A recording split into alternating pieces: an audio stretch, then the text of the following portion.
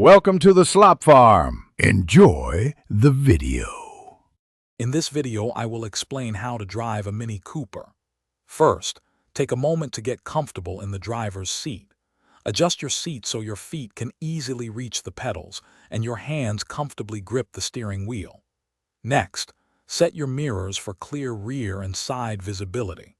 Familiarize yourself with the unique dashboard layout and the location of essential controls like the ignition and gear shifter. To start your Mini, ensure your foot is firmly on the brake pedal, then press the start button.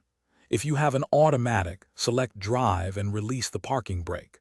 For a manual transmission, depress the clutch fully, select first gear, and smoothly release the clutch while gently applying throttle.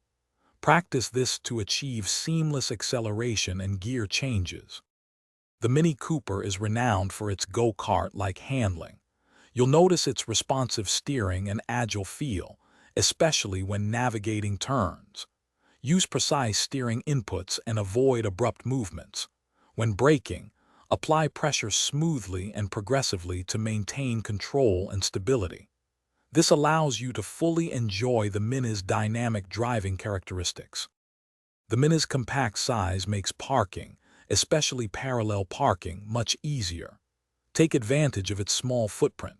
For a more exhilarating drive, engage the Sport mode, which often sharpens throttle response and steering feel. Remember to regularly check your tire pressure. Maintaining the correct pressure, often around 32 psi, ensures optimal handling and fuel efficiency. Thanks for watching. Consider subscribing if we helped you today.